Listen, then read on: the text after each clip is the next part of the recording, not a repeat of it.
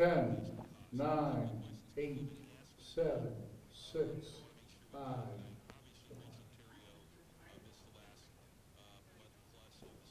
Your Omaha High with Andy Greenberg is being sponsored by Best Buy Signs, creator of the Omaha Parks program, OmahaFastFoods.com, Certified Transmission, Shold-It, Rotella's Italian Bakery, La Peeps Restaurant, Two Men and a Truck, Shout Weekly, Critter Control, Russ Kaplan Investments. Welcome to Your Omaha High with Andy Greenberg, the show that will leave you feeling great about yourself, Omaha's heroes, and Omaha, where we live, work, and play. So park yourself on the bench and have fun. Hi, and welcome to this week's edition of Your Omaha High with Andy Greenberg. How you feeling today? Well, no matter how you're feeling, this is your feel-good show, which is why you tuned in to begin with. Because this week, we've got great ways to make you feel good. We're going to be introducing you to an individual in just a few moments who won the Young Professional of the Year award as part of the ACEC, none other than John Smith. And John, we look forward to chatting with you in just a few moments to learn what it means to be a Young Professional of the Year and to also learn from everybody how they can accomplish the same things in their life. We're also going to be learning about a wonderful nonprofit organization here in Omaha that does great things for you and the entire community. And of course, we're going to have the 3 motivational vignettes. And these motivational vignettes are going to give you insights on how to take your life for wherever you are, make it better, and feel real good about it. So what do you say we begin?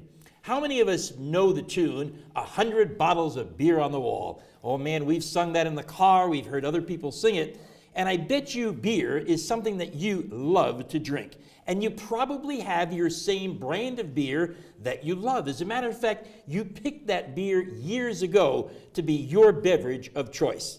Well, you know what? I've got a surprise for you. If there were 100 bottles of beer on the wall, it would not cover the 20,000 brands of beer that there are. Did you know that? 20,000 brands of beer and 180 different ways to brew them. Now, as you're thinking about that, I want you to focus on the next beer that you're going to have. Are you going to stay with that very same beer, or are you going to do something different? Are you going to begin to change the brand? Are you going to say, you know what? I want to try something different. I want to get out of the habit. I now have a selection of 20,000 brands or 180 different ways. I actually want you to do that. I want you to look for other brands, and I want you to find brands that are not that well known that still might give you great satisfaction. Why? Because the moment that you break that habit, the moment that you look for an alternative, the moment that you look for something else to give you pleasure, to give you satisfaction, you'll be able to do that in anything in your life. Because there must be so many things that your personality remains the same. There must be so many different habits that are always consistent. Now, right now, is the time for you to change that habit. The first thing you have to do is change the beer that you drink, not just once, but all the time.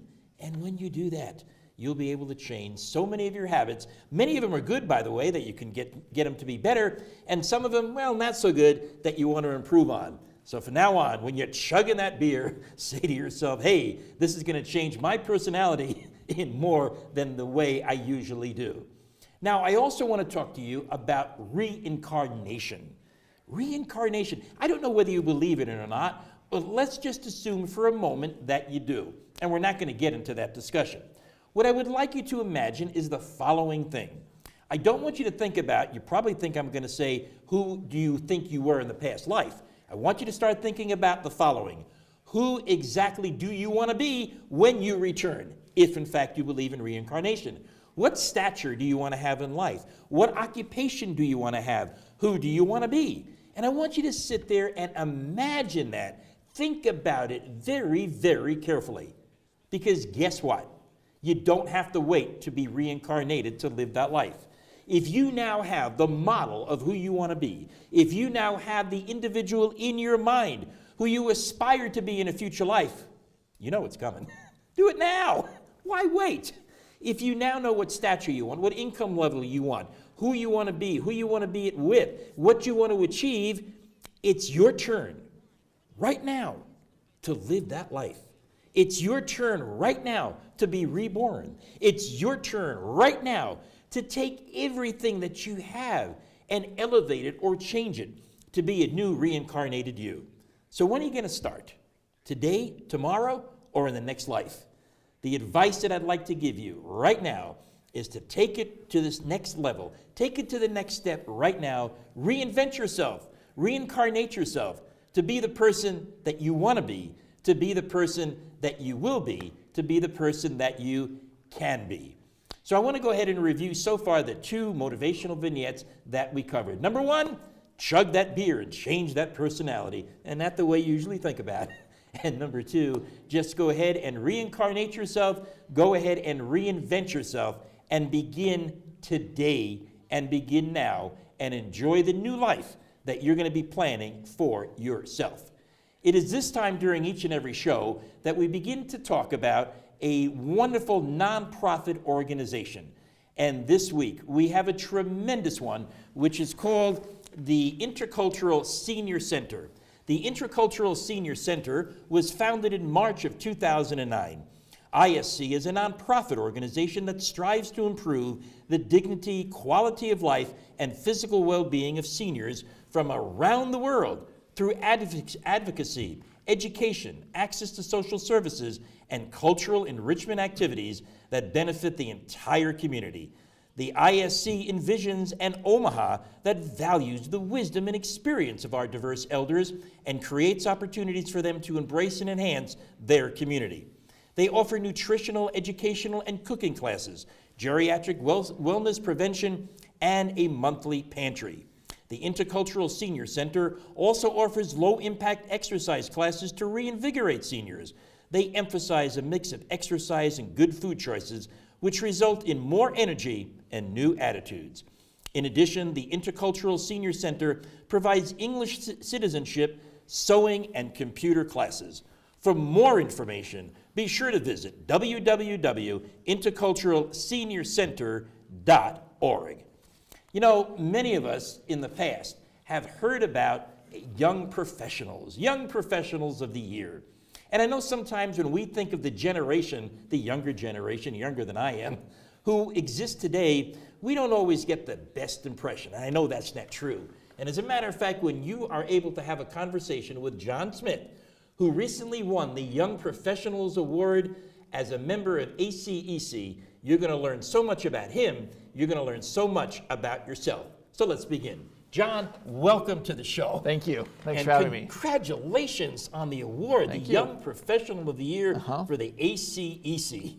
What is it? What's it all about, and how do you feel about it? Well, obviously I was really excited about winning the award. I really think it's good to know that people in my industry, leaders in my industry, they really care about a young professional putting forward a lot of extra effort to really excel at their job and to make an impact in their community. And the impact on the community, I think, is terrific. But I need your help on something. Okay. I cannot remember what ACEC stands for. So what is it? What is ACEC is the American Council of Engineering Companies. And so it's just an organization set up to further the interest of engineering firms throughout the country. And this is actually the Nebraska chapter. The Nebraska chapter. So Yes. How many people did you compete against to win this award? You know, I'm actually not sure. And I didn't know I was in the running for the award. How did you find out? It was a surprise to me. I found out when I won. So Is that right? yeah. So my wife knew, but it. So who told you she you kept won? me a secret. My boss, actually, the one who nominated me. So it's one of those meetings where the boss says, "Hey, John, can I talk to you for a moment?" Exactly. Yep. And what normally goes through your mind when the boss says, "Hey, Yeah. can I talk to you for a moment?" Well, luckily, I have a pretty good relationship with him. He's actually been my mentor for most of my time at HDR, and so it was really nice to have someone like that be the one that nominated me. So between you and I, Yes. your boss is the one that nominated you, Yes. as I think you mentioned. Yep. And he's the one that says you won. Yes. So did you ask him for a raise? I should have. You should have. I should okay. have. Now, here's something that's interesting. Here is someone, and you'll learn more about him in a moment, who won an award, didn't even know he was in the running for the award, and didn't do it to win the award. And then he gets that famous knock on the door from the boss and says, hey, John, can I see you for a moment? Now, how would you feel when the boss knocks on your door and says, can I see you for a moment? You probably think, uh-oh, that shoe is going to drop, and it's going to drop on my head. Don't think that way. You too have a boss, and if you're the boss, you have people that rely upon you, that when you walk into the door, it's good news. They should never fear you. And if you've got somebody that does great work, go ahead and nominate them. Of course, come in with a raise too, because that always helps. So let's go back to it. So you're now in the running for the national award. Yep, that's correct. So the process is that the state winners are all entered in for the national award. So really the process is done for me. There's not a whole lot else for me to do. But in Omaha, engineer actually won last year, so I'm going to try to make this 2 in a row for Omaha, Nebraska. And that's why you want to win. So you don't want to win for yourself. You don't want to run, Exactly. okay, I'm John Smith. I'm the professional to hear it nationally. And that's such an important lesson to learn. He wants to do it to bring the Nebraska legacy nationwide. By the way, that's probably a little bit of an insight as to why he won the Young Professional of the Year award, because he does things for others and not necessarily just for himself. And that is tremendously admirable. Thank you. So as part of that award, you have to do some community activities and community events. Yep. What do you do? So I guess I'd like to highlight 2 activities. The first, I work with a group of transportation engineers, because that's actually what I do. I'm a transportation engineer, so I work on engineering for highways and local roads. And so there's a local group here that they have a program called Making a Difference. And in Making a Difference, engineers go to local high schools and they present to teenagers about safe driving. So, which I think is, really good, because Oh, absolutely. What more do teenagers need than a little advice on Oh, yeah, on and I'm driving? sure they love that, right? Yeah. Can you imagine a teenager say, hey, what are you going to do now? I'm going to go to a course on safe driving. Whoopee-doo! But we know how important it is. Right. So what do you teach when you Well, when we you're up cover there? 3 main things: seatbelt use, distracted driving, and impaired driving. Seatbelt use, impacted driving, and Distracted driving, driving. and impaired driving. And impaired driving. Yep. And so distracted driving gets a little bit more emphasis because obviously with cell phones and texting while driving, that's a little bit more of an issue these days. Right. And so I think it's a really great program. It really makes an impact. And I think as engineers, we really offer a little bit different perspective to the students because, As compared to policemen coming in or or something a driver's, along those just a lines. driver's ed teacher, Sure. and that sort of thing. So there's more credibility when you come in as an Right, engineer. yeah, because this is our job. I mean, we devote a lot of time and effort to making roads and driving safer, and but the human factor is just something we can't control as much, and so this kind of helps address that aspect of it. And about during the year, how many different schools have you gone to make this Oh, presentation? there's a list. We have so far this year we've reached over 2,000 students. So 2,000 yes, students. and it's not just me. Obviously, there's a lot of engineers doing Sure. multiple presentations, and we have really good relationships with area high schools, both in Lincoln and in Omaha. Right. So- And what's the other organization that you belong to? Well, I'm a part of an organization called ASCE, so not Okay. to be confused with ACEC. Thank you. It stands for the American Society of Civil Engineers, Okay. and it's people may be aware of them. They put out a report card on the nation's infrastructure.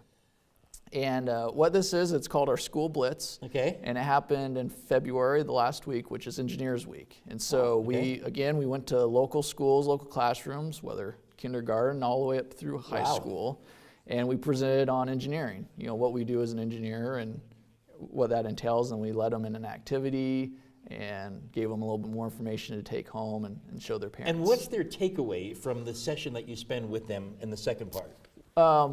Their takeaway is we have some brochures that ASC produces, Right. and it just highlights different engineers and what their lives are like as an engineer and the different ways they impact your day-to-day life. So whether it's drinking water or sewers and that sort of thing. So the education that he provides is in addition to the math and the sciences and all the other boring stuff. It's kind of like, and I don't mean boring if you're a school teacher, so I take that back, but things that sometimes other students think that are boring, so I will correct myself, even though it's not. But to the point, you go ahead and you get a different education that you can use in your lifetime. that really help you understand the world around you. John, you won the award for being the best in Nebraska. Now, you do these community events, but I'm sure others do it too. Yes. So why, in your mind, did you win? Well, I think I had a really good supporting cast, I guess, behind me. So people that supported you? Yes, yeah. So obviously the nomination, the people that put work into the application, and then just all the opportunities I've had, the different organizations. I've been really supported on my way here, with my parents, Sure. with my wife, the people at HDR that I work with, as well as the different organizations. So I think what you're saying is you're not a loner. Exactly. You yeah. can't do it You can't alone. do it, alone. Now, listen to the question very carefully. I was asked, why does he think he won? And he didn't say, well, because I'm simply better than everybody else, because I do more than everyone else, because everybody else is smaller than I am. No, he did the opposite. What he said was, and by the way, this is completely unrehearsed, what he said was, I won because of the support group that I have around me. Now, when you want to be a winner in life, not if, when you want to be a winner in life, you've got to have that same support group. You've got to have people to nominate you. You've got to have people that are able to push you and to inspire you and to motivate you. And one other thing, to have a tremendous amount of confidence in you, because then you will be able to aspire to be the professional of the year in whatever industry you're in whatever profession you're in, because it's not about you. It's about everybody else that helps to support you, and that's where it becomes very, very interesting. John, I have just a hunch that you would still be doing these community activities even if there wasn't an award. Yeah, definitely. I think they really make a big difference, especially in the student outreach stuff we do. Yes. You know what puzzles me? Here's what puzzles me. There's a big word that nobody knows how to do. Okay. And that's balance. Right. And you're married. Yep. Any kids? No. One on the way, though. One on the way. Yes. All right, terrific. So most people today have a problem balancing life. How do they balance their business life? How do they balance their social life? How do they balance their romantic life with their significant other? What's your secret? Well, I guess I would say it first comes down to just setting priorities and right. just making sure you set aside the time to do what you need to do. And I also think the organizations that you're a part of, it really helps because you build these friendships, and it kind of stops seeming like work, and it becomes actually enjoyable, some of the stuff you're doing. So give me your 3 top priorities that you use to stay balanced that the viewers can learn from. Top 3 priorities. All right. Well, honestly, I think my family comes first, and so I just make sure I commit enough time there. Right. My job is really important because really I wouldn't have the time, freedom, finances to pursue these things. Right. And then I just want to make sure that throughout all that, I make sure I kind of contribute to society. to avenues that help me get to where I am today. Society and the community. Right. Now, if I was to ask you what your priorities in life are, would you be able to succinctly reveal them as John did? Family first, profession second, community third. You know what I didn't hear? I didn't hear, hey, what about me time? What about my hobbies? What about things that I want to do? There was nothing that was self-centered in that answer. It was all a priority, and the third priority was, how can I help others? And now I'm going to ask you to help me. Okay. Obviously, there's an age gap between you and I. Yep. And there are other people of my age that would like to get involved in community activities. Many of us are close to retirement. And we had an individual last week who was about to retire, and he's doing some tremendous work for the community.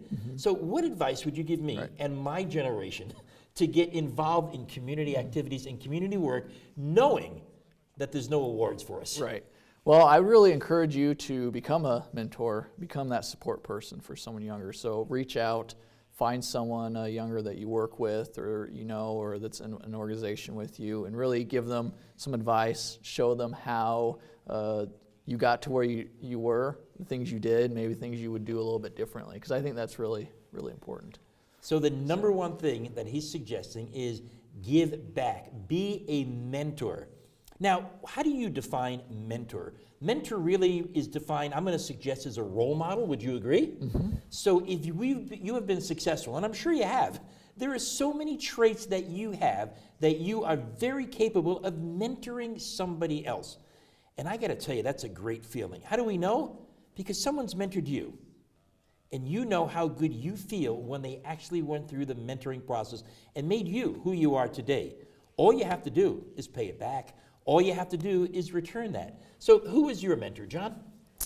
Well, I've had quite a few, I guess. All right. So yeah, like I said, growing up, obviously my parents really helped keep me in school, keep me encouraged. My wife has provided a lot of support. And so, and then, I mentioned my supervisor at work. He's really been my mentor since I started with HDR, which is a engineering architecture firm here in Omaha. Right. And I started interning there. So from there on, he's kind of been guiding me things professionally and as well as personally. So now, again, let's kind of review what John said. He mentioned the number one mentor was his significant other. Now, are you somebody's significant other? What kind of support level do you give them? Are they able to go out in the world and say, I am as successful as I am because of my significant other? That's a powerful role to play. That's a magnificent role to play. That's invigorating. That's energizing. And you know what? If you have a significant other, you owe it to them. You owe it to them to give them that type of support, because two people actually benefit: your significant other and, of course, yourself. And that's what makes it all worthwhile. That's what makes it really, really terrific. So let's advance a little bit now. And you're 10 years older than you are now. Okay. And you no longer can win the young professionals, because you're now going to be, hate to break the news to you, you're going to be middle-aged. Right. And you are going to get older. Okay. When do you stop? I mean, you're going to have a family. You're going to have, I don't know how many kids you have planned. I'll say 2 to 3. It's the average of these days. Yep. And you're going to be burdened with taking them to soccer, and actually not burdened, you're going to enjoy it and all that. So when do you finally say, I've had enough of this community stuff. There's no awards left for me. I'm done. I did it when I was younger. Well, I'd say might taper off, but I don't think necessarily have to stop. Honestly, I work with quite a few engineers that have a lot on their plate, and they still found time to help me when they were volunteering for that school blitz that we did. And so I think there's definitely ways to find time to do that. And as your kids get older, you're going to teach them to do the same. Yeah. How? I hope so. How? Well, hopefully I'll provide a good example on that. And the key word again that John used was example. And we talk about it throughout this particular show and interview with John. He's a great example of how to be an example for other people. He's a great example for you. He's a great example to learn from, because that's what it's all about. And you got to feel high. You've got to feel that Omaha has some of the greatest people in this city, which is why the show is called Your Omaha High. Remember, when he wins nationals, okay, he's going to be the second in that legacy. Now, if you don't win, how are you going to feel? Well, probably not too bad. I wish I could have brought another award home, but definitely keep doing what I've been doing. So it's just winning this award, I think, has been a good motivator. And John, if there was one thing that you would like everybody to remember from this interview, what would it be? Well, I think I've probably mentioned it, but again, you really can't do it alone. So you really need a support cast. So the reason I am where I am today is just, by the grace of God, by my family, my coworkers, the people, the friends I made at ACEC and the different organizations. They really help inspire me to take on more things and do more things. And you know the word he used again, inspire. He's inspired by the support group. So the two things you want to remember from this interview is, number one, it's your turn to be the professional of the year. Number two, it's your opportunity to support others in their quest to become a professional of the year. John, thank you so much for your insights, for your inspiration, for your motivation, because I know it's done a lot for me. You've taught me a lot, and I certainly appreciate it. Thanks for having me. And I am so grateful to your support group, who has made you who you are, because of them, each and every one of us benefited as a result of their supporting John in his quest. And by the way, I look forward to having you back when you win the Nationals All right. to learn how to win a national Definitely will be. award. And now let me ask you this question. Let's talk about, for a moment, balloons. You ever blow up a balloon at a party or any other place for that matter? Man, isn't it a lot of fun to blow up a balloon? So I want you to think about it. You take the balloon out of the bag, and then what do? You blow into it, one breath at a time. Now, after you take that first breath and put the air into the balloon, I've got some bad news for you. The balloon isn't blown up. It isn't. But do you stop because the first breath of air was a failure? Of course you don't, because you know the potential of the balloon. You know that it's going to take a lot more work to do in order to get that balloon fully blown up to meet its potential. Now, the question comes up, what about in your life? When you start something and you give it that very first try, but it's not successful, I bet you stop. I know you do, because we all do. It's natural, especially when there's something new and you say to yourself, well, you know what, I tried, I gave it my best, I gave it all I had, but I just got to walk away from it because it didn't fully happen to me. It kind of blew up on me.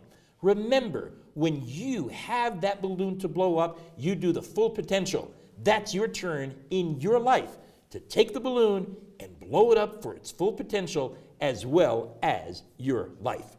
Well, let's kind of review a little bit of everything that we've done this week in your Omaha High with Andy Greenberg to make you feel good. We talked about 3 different ways to really do tremendous things in your life. Number 1, remember, when you chug that beer, it changes your personality 2 ways. 1, all right, we know the effect. Number 2, it allows you to change things in your life and break habits. And then, of course, we talked about reincarnation. Who do you want to be in this life? Not the next one. And remember that you have the opportunity in this life to go ahead and make those changes right now. And when you do that, always remember that you get the opportunity to blow up that balloon and to always get as much as you possibly can out of everything. And by the way, the other thing I didn't mention, balloon comes in all different sizes. It could be a small balloon or a huge one. Always go after that huge balloon and always go after the huge things in life. And we certainly want to remember the wonderful inspirational words and the story that John Smith taught us all about being a young professional of the year. It's your turn to take his lessons and adopt them into your life because he just supported you. And of course, next week when you return to your Omaha High with Andy Greenberg, we have Christy Anderson as our guest. Christy, of course, is known as a reporter and anchor person for KETV. She used to be a press secretary for Mike Johans, and she now works for Mecca. She's got some great stories about career changes, how to build a very balanced life, and she is going to share all of that with us next week on your Omaha High with Andy Greenberg. So from now until then, remember a couple of things. I want you to stay high. I want you to stay high on Omaha. I want you to stay high on yourself. I want you to stay high on the roles that you give to other people. And we'll see you again next week on your Omaha High with Andy Greenberg. See you then.